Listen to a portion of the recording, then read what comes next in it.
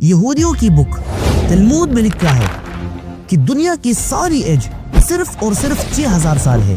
جن میں سے 5700 سال گزر چکے ہیں اور صرف 300 سال باقی ہے۔ حضرت محمد صلی اللہ علیہ وسلم نے فرمایا ہے کہ جیسے یہ 2 انگلیاں ایک دوسرے کے ساتھ ساتھ ہے، بالکل اسی طرح میں اور قیامت بھی ایک دوسرے کے قریب قریب ہے۔ آج پوری دنیا میں ایسی کوئی بھی جگہ نہیں ملی جہاں ذوالقرنین کی وہی دیوار ہو جو انہوں نے یاجوج ماجوج کو روکنے کے لیے بنایا تھا۔ ایک دن رسول اللہ صلی اللہ علیہ وسلم اپنے صحابہ کے ساتھ مسجد نبوی میں بیٹھے ہوئے تھے اور سارے صحابہ بڑے غور سے رسول اللہ صلی اللہ علیہ وسلم کی طرف دیکھ رہے تھے۔ تو آپ صلی اللہ علیہ وسلم نے ان سارے صحابہ کو دنیا کے سب سے بڑے اور خطرناک فتنے دجال کی باتیں کرنا شروع کی۔ آپ صلی اللہ علیہ وسلم نے فرمایا کہ دجال کو اللہ ایسی پاورز دے گا کہ دنیا کی ہر چیز، کھانا، پیسہ، بارش اور ایون مرے ہوئے لوگوں کو زندہ کرنے پر بھی اس کا کنٹرول ہوگا، اور اپنی انہی پاورز کو یوز کر کے دجال پوری دنیا پر حکومت کرے گا اور لوگوں کو اللہ کی عبادت کی بجائے اپنی عبادت پر مجبور کرے گا۔ دجال 40 دن تک زمین پر رہے گا، اس کا ایک دن 1 سال کی برابر ہوگا، دوسرا دن مہینے کے، تیسرا دن ہفتے کے، اور باقی دن نارمل دنوں کی طرح ہوں گے۔ رسول اللہ صلی اللہ علیہ وسلم کی یہ ساری باتیں سن کر وہاں موجود صحابہ کرام بہت ہی ڈر گئے اور انہیں لگا کہ دجال وہ سامنے درخت کے پیچھے چھپا ہوا ہے اور ابھی نکل کر ان کی طرف آئے گا۔ لیکن جب شام کو یہی صحابہ رسول اللہ صلی اللہ علیہ وسلم کے پاس دوبارہ آئے تو آپ صلی اللہ علیہ وسلم ان کے چہروں کو دیکھ کر سمجھ گئے اور انہیں فرمایا کہ اللہ کے بندوں نہیں ڈرو، دجال سے تو پھر بھی مقابلہ ہو جائے گا، لیکن کیا میں آپ کو ایسے لوگ دکھاؤں جن سے مقابلہ کرنے کی کسی میں بھی طاقت نہیں ہوگی، اور وہ لوگ نکلتے ہی دنیا میں ایسی تباہی مچائیں گے کہ دنیا کی ہر چیز، کھانا، درخت اور ایون دنیا میں موجود سارا پانی پی جائیں گے، اور وہ لوگ یاجوج اور ماجوج ہوں گے۔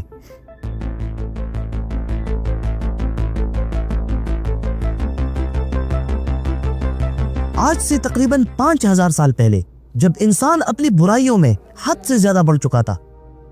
اور پوری دنیا گناہوں سے بری ہوئی تھی، تو اللہ تعالیٰ نے دنیا سے اسی ظلم اور برائیوں کو ختم کرنے کے لیے ان لوگوں پر اپنا سب سے بڑا عذاب طوفان بھیجا۔ یہ ایک ایسا طوفان تھا جس نے دنیا کی ہر چیز کو تباہ کر دیا، اور صرف وہی لوگ بچ گئے جو اللہ کی حکم سے ایک کشتی میں سوار ہوئے تھے، نوح علیہ السلام اور ان کی اولاد۔ اور آج دنیا میں جتنے بھی انسان ہیں وہ سب کے سب نوح علیہ السلام کی بیٹوں سام، حام اور یافس کی اولاد میں سے ہے۔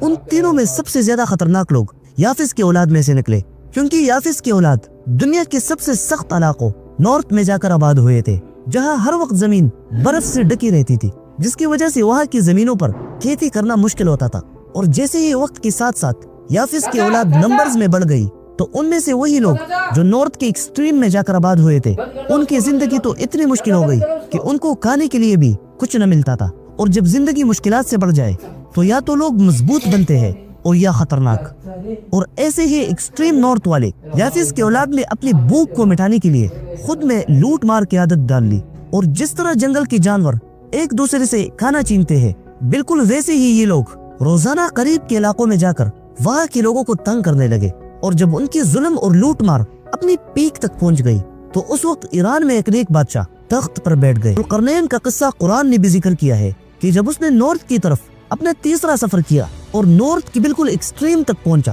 تو ان کی ملاقات ایک ایسی قوم سے ہوئی جو ان سے ہر چیز میں بالکل ڈیفرنٹ تھے، ایون ان کی زبان بھی چینج تھی۔ تو اس قوم نے ایک ٹرانسلیٹر کے ذریعے ذوالقرنین کو بتایا کہ یہاں ان پہاڑوں کے درمیان ایک قوم رہتی ہے جو یہاں ہمارے پاس آ کر لوٹ مار کرتے ہیں اور یہاں کے لوگوں کو بھی قتل کرتے رہتے ہیں۔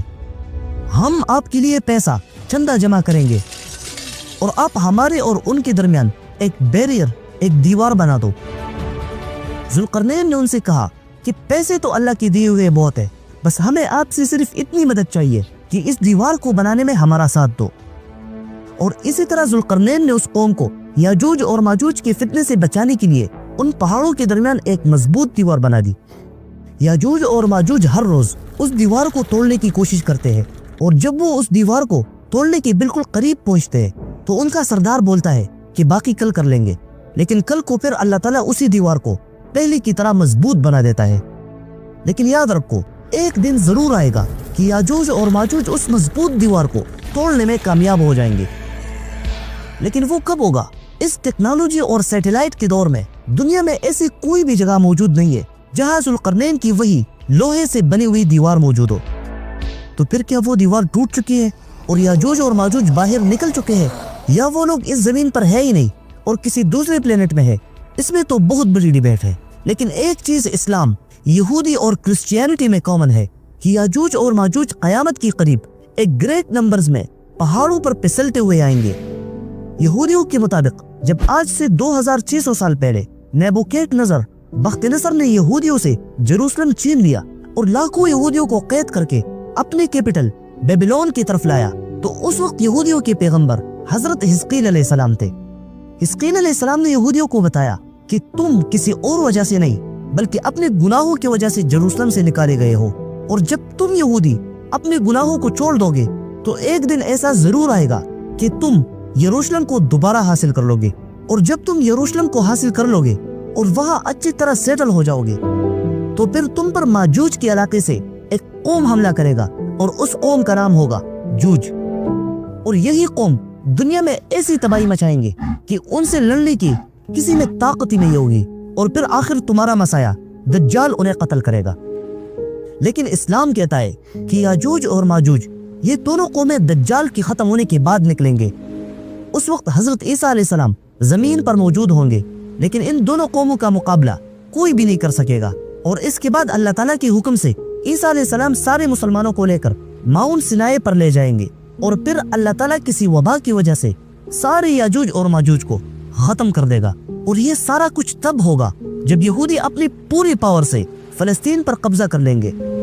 اور وہاں مسلمانوں کی مسجد اقصی کو شہید کر کے اس کی جگہ اپنا تیسرا اور آخری ٹیمپل بنائیں گے،